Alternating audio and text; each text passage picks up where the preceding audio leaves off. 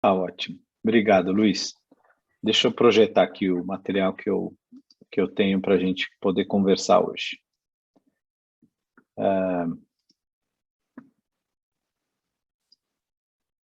Tá aqui. A gente vai falar hoje sobre o capítulo 6 do Evangelho, mas ele tem uma historinha antes desse negócio, antes da gente conversar, porque esse capítulo foi muito importante para mim em determinado momento da minha vida, porque por algum motivo, e aí talvez no conteúdo dele alguns podem achar isso, ele nos convida a mudar a nossa rotina de uma forma bastante intensa, obviamente através do nosso comportamento e como a gente encara os nossos dias. Então, eu queria compartilhar o que eu aprendi com esse capítulo e o que isso, na verdade, mudou a minha rotina, né? Isso já faz alguns anos.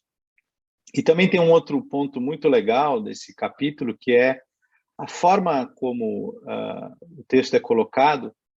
Para mim, pelo menos, e eu sempre convido vocês a lerem, né, os capítulos que a gente aborda aqui, literalmente parece que a gente está conversando com Jesus. A forma como é colocado, a maneira como ele se comunica, ele sempre me tocou muito. É um capítulo muito curto,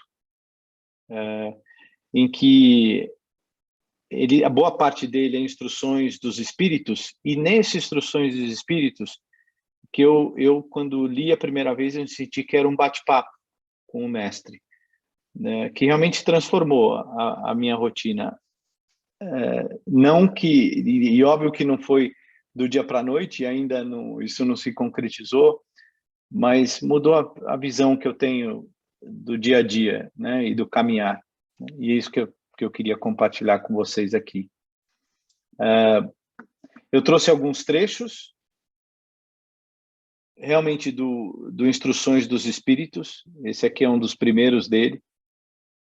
E ressaltei alguns desses pontos, mas se vocês repararem aqui no início do texto, esse eu venho como outrora entre os filhos desgarrados de Israel, e a forma como eles colocam na primeira pessoa, realmente sempre me tocaram muito. Mas eu vou focar aqui nos trechos em que eu acho que ajudam no que depois eu queria compartilhar com vocês. Mas aqui ele coloca que o Espiritismo, como outrora a minha palavra, deve lembrar aos incrédulos que acima deles reina a imutável verdade, o Deus bom, o Deus grande, que faz germinar as plantas e levantar as ondas. Aqui me dá a exata noção de que, olha, por mais que a gente dê o nome que for, né, uma consciência todos deveriam ter, né? Existe algo muito sublime que rege uma série de leis e de movimentos, e sob elas nós estamos inseridos, né? Ou seja, nós não estamos largados aí no mundo ao léu, né?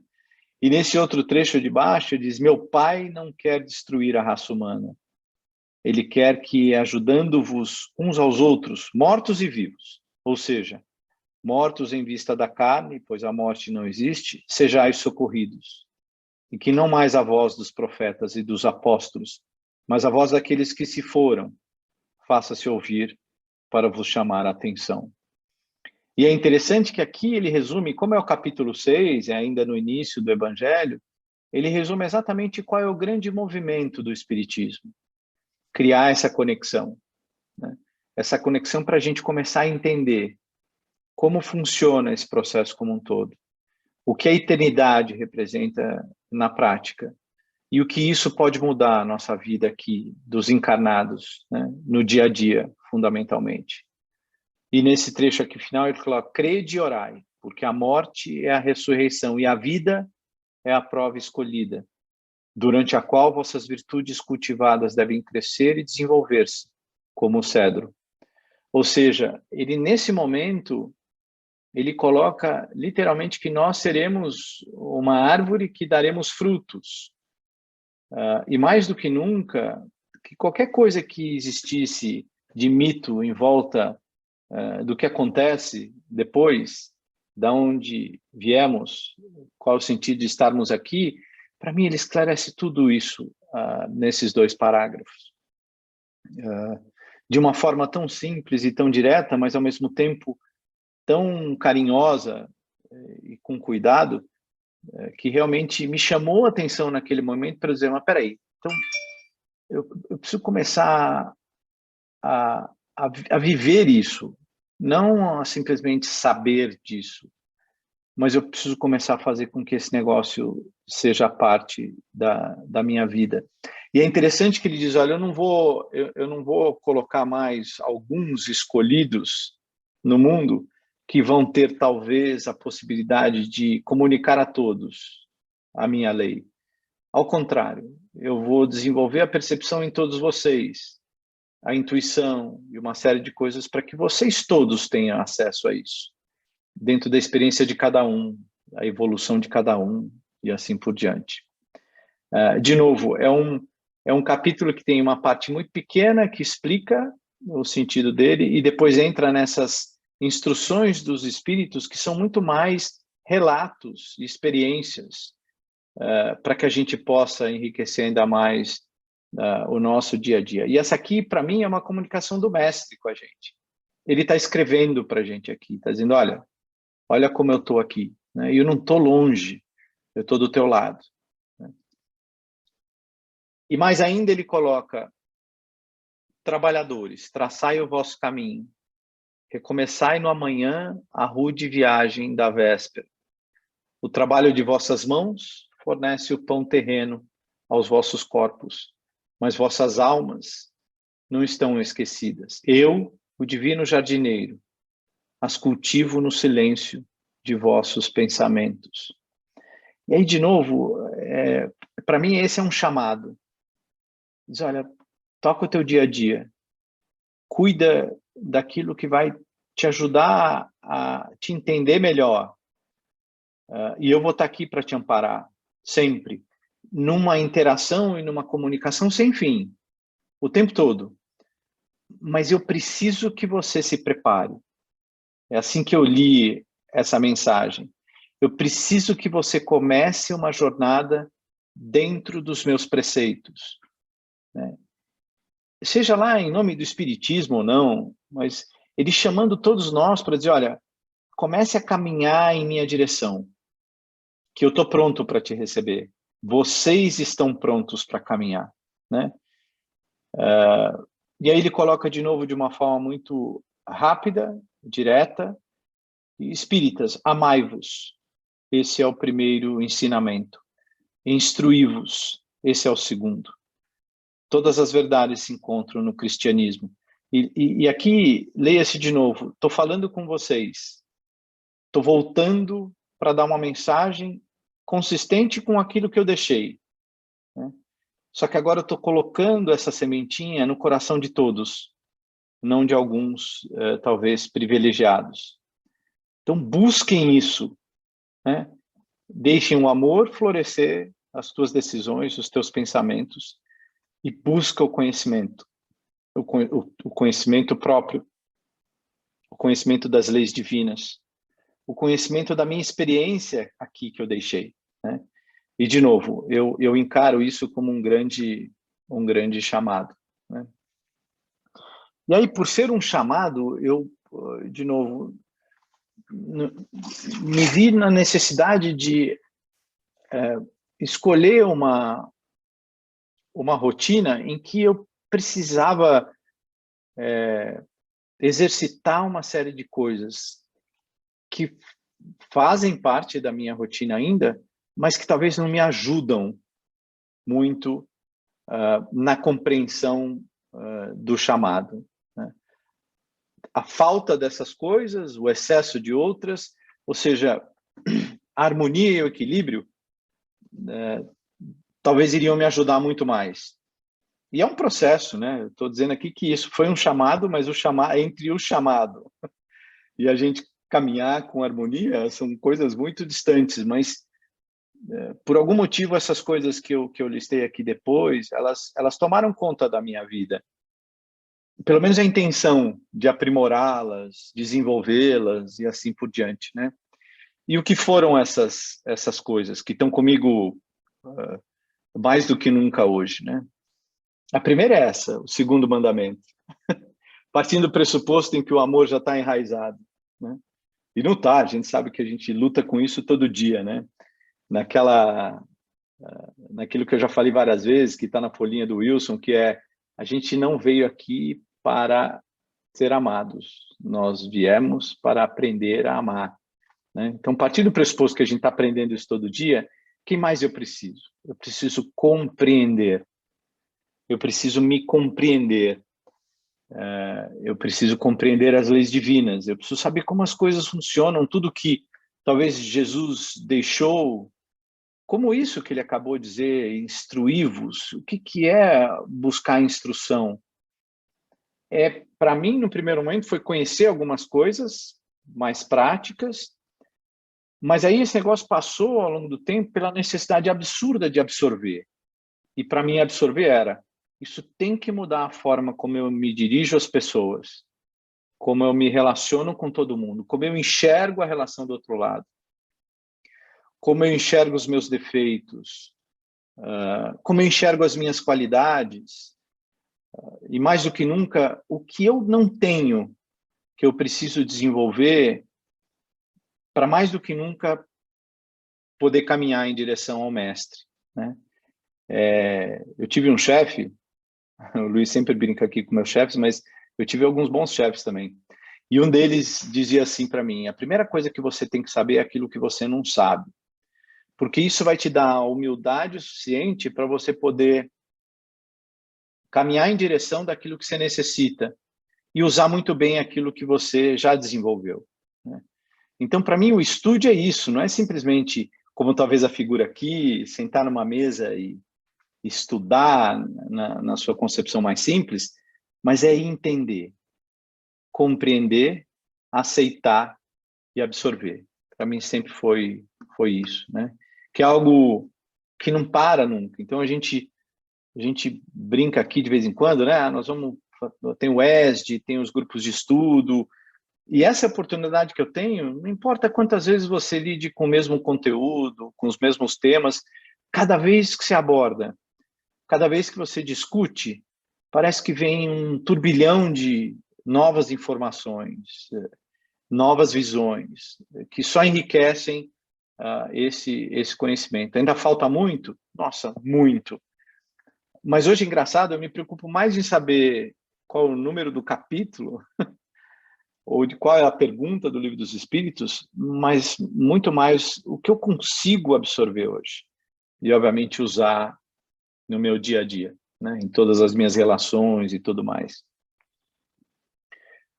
O segundo ponto que sempre me bateu muito é: eu preciso me cuidar.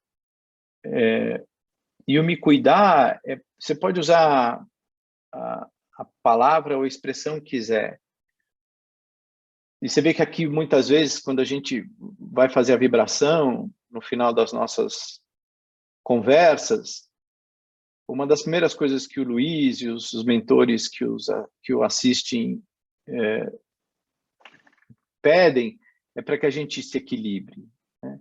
Então, para mim é isso, ou seja, eu preciso me cuidar porque eu não vou conseguir dar um passo se eu não tiver melhor do que no momento em que eu não estou tão equilibrado. Equilíbrio, harmonia, paz interior, eu acho que essas são palavras e objetivos tão grandes e fortes que eu não sei se eu ainda consigo nem entendê-los, mas buscar isso é importante para mim. Então, e o que é esse, muitas vezes, o cuidar de você? É me expor muito pouco, fazer uma prece quietinho no meu canto, não precisar esbravejar para o mundo, efetivamente, que eu sou espírita e que eu acredito nisso, naquilo, e tentar convencer todo mundo, mas tentar, talvez, utilizar de um pouco de harmonia que você consiga para que os outros vejam e talvez venham te perguntar, né? Por que, né, você usa disso ou daquilo para se acalmar. Eu brinquei com vocês outro dia que eu tinha aprendido que muitas vezes quando você recebe uma mensagem desaforada, seja ela como for, pensa um pouquinho, responde horas depois, talvez dias depois, porque o tempo corrige qualquer distorção, né? E ele traz o equilíbrio naturalmente, né? E eu acho que isso tudo é cuidar de você, conhecer aquilo que te fere, aquilo que não fere, aquilo que você fere e depois te fere de volta, né? Todas as angústias, os medos, os arrependimentos, os remorsos, o que é isso tudo que mexe tanto com a gente, né? Então acho que isso tudo é cuidar de você. Hiper complexo para mim, né? E acho que para todos nós, nos diferentes papéis que a gente tem no mundo, né? Seja ele na família, no trabalho, na escola, no Caritas, em todos os outros grupos que a gente faz parte, mas se eu souber separar o tempo para tudo e cuidar de mim antes de tudo, dificilmente você não vai conseguir fazer aquilo que você se propõe a fazer. Então, para mim, esse é um passo importante inicial, né? O outro é a disciplina. Mas, de novo, apesar da imagem aqui parecer que a disciplina é dieta, cuidar do corpo, que, aliás, é muito importante também, né? E tem um pedaço do Evangelho que fala sobre isso, né? Cuide do corpo e da alma. Aqui, para mim, muito mais é a disciplina do pensamento positivo, do não julgamento, do saber perdoar, que são coisas tão complexas para mim ainda, do entendimento, mas se na hora que eu começo a assistir hoje um jornal e eu vejo que vai entrar uma série de notícias que possivelmente podem me desestabilizar, o que eu procuro fazer então é, poxa, então deixa eu ver um esporte, ver um programa de humorismo, seja lá o que for, porque possivelmente se eu estou tão suscetível naquele momento a isso, eu deveria evitar, né? Então, para mim, isso é uma combinação do me cuidar e, ao mesmo tempo, a disciplina de manter aquilo vivo dentro de você, dizendo, eu preciso me policiar e policiar os meus pensamentos, para que eles me ajudem a caminhar para frente e não ficar estagnado ou não ajudar nesse processo evolutivo. E o esforço que eu tenho que fazer é tão grande, né, de lembrar do que eu me propus nessa rotina, com esses pontos que eu estou compartilhando com vocês hoje aqui. Só aí já é então, literalmente, como é que você acorda de manhã, né, e tira do seu vocabulário expressões do tipo, hoje vai ser um dia de cão, hoje realmente a minha agenda está o caos, hoje vai ser mais, vou ter que matar mais um leão. E eu entender que, poxa, vai ser mais um dia em que eu vou escrever mais um pedaço da minha história e da minha jornada. Como é que eu faço para escrever isso da melhor forma possível, né? Então, essa disciplina que, óbvio, eu acordo de manhã, boa parte delas, esbaforido, e exatamente com todos esses pensamentos, mas será que eu não posso criar o hábito de parar por 10 minutos, 5, para respirar fundo, fazer uma oração e tentar trazer de novo esse pensamento de que é mais um dia, mais um passo que eu vou dar na minha jornada, eu tenho que tomar muito cuidado da forma como eu encaro isso na minha vida, ou seja, e a minha jornada ela vai ser feita ao longo da eternidade sobre cada um desses passos, né? Então, cada um desses dias, cada um desses pensamentos, né? Então, como é que eu desenvolvo essa disciplina que é estafante, mas que ela não saia do meu coração, né? É algo também para mim super importante. E junto com isso, vem exatamente a hora que você lê as obras de André Luiz, a hora que ele compartilha do conhecimento que ele adquiriu e adquire todo dia, uma das coisas que ele coloca que me pegou muito forte, tanto no Nosso Lar como em outras obras dele, é o privilégio que a gente tem de estar aqui hoje, encarnado. Quantos gostariam dessa chance para caminhar mais um pouquinho para frente? Quão importante é essa experiência que a gente está vivendo aqui para a evolução da nossa alma ao longo da eternidade, né?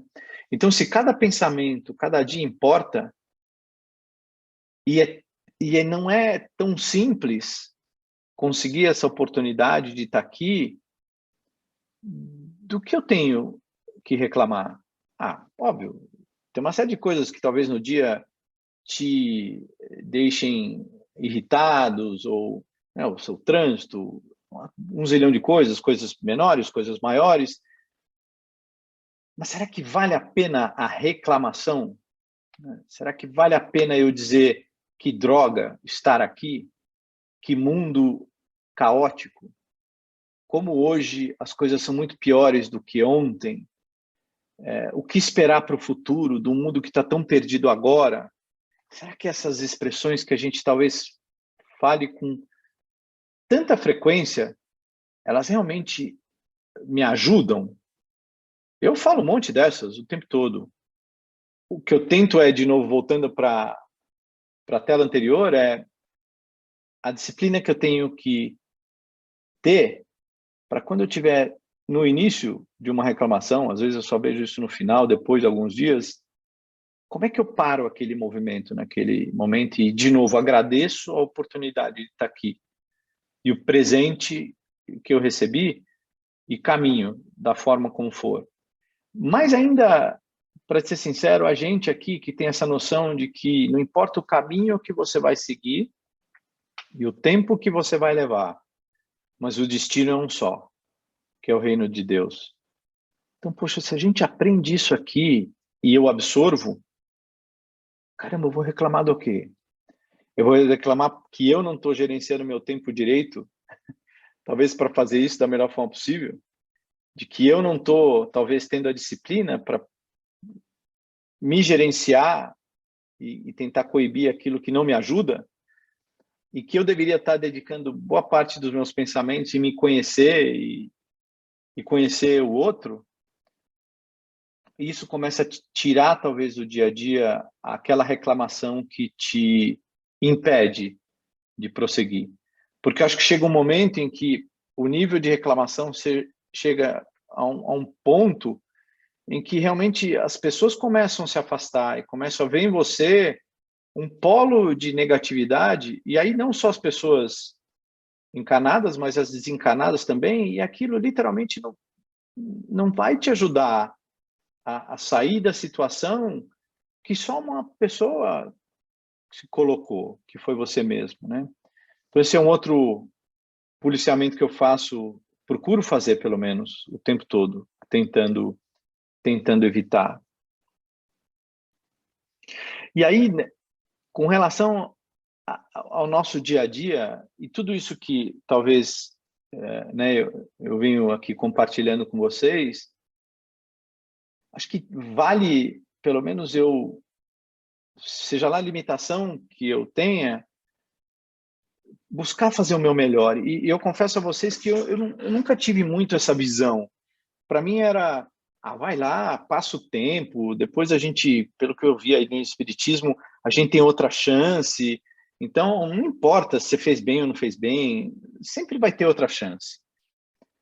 Poxa, mas de novo, se esse negócio é tão privilegiado e eu tô aqui agora e tô tendo a condição de aprender isso tudo, cara, será que não é melhor eu acordar todo dia de manhã e dar o meu melhor, primeiro para mim mesmo e depois para o outro, para o mundo?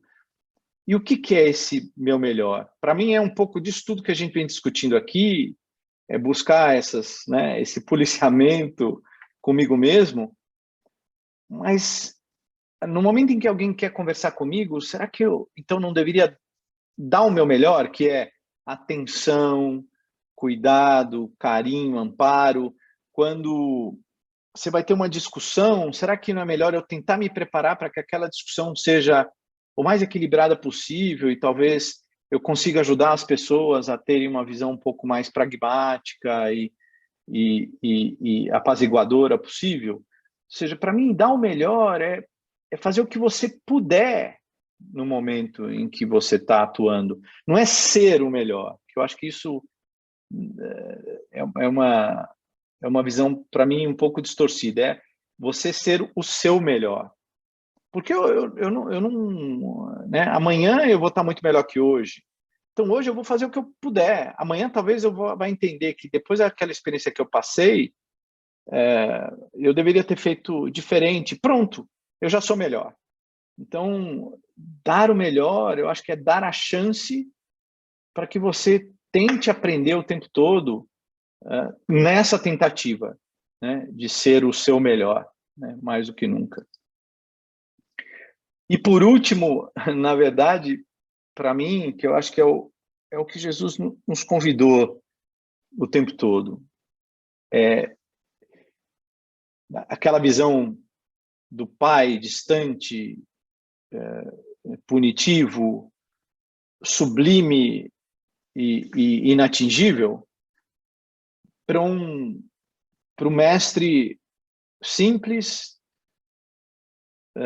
com uma experiência aqui, como a gente, que sofre, que chora, que ri, que tem amigos, que passa dificuldades, que ensina uma série de coisas e diz, eu vou estar do teu lado. E aí ele diz, em alguns momentos, e a expressão ali do que ele disse, às vezes ela carrega um certo peso de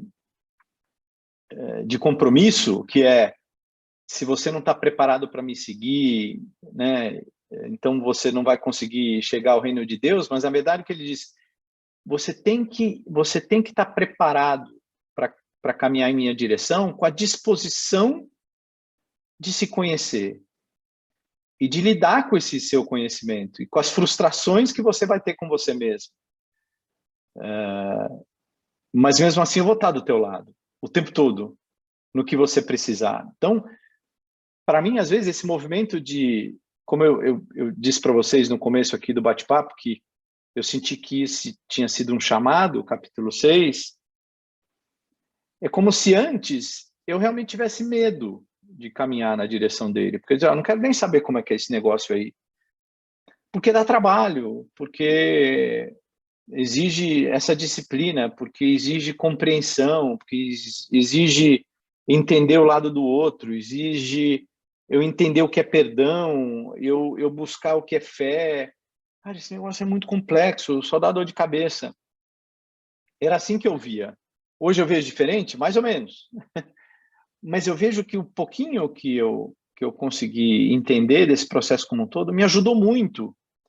Então hoje eu vejo que esse caminhar é a única salvação que eu tenho para poder buscar o que eu quero mais, que é essa harmonia, esse equilíbrio, mais do que nunca.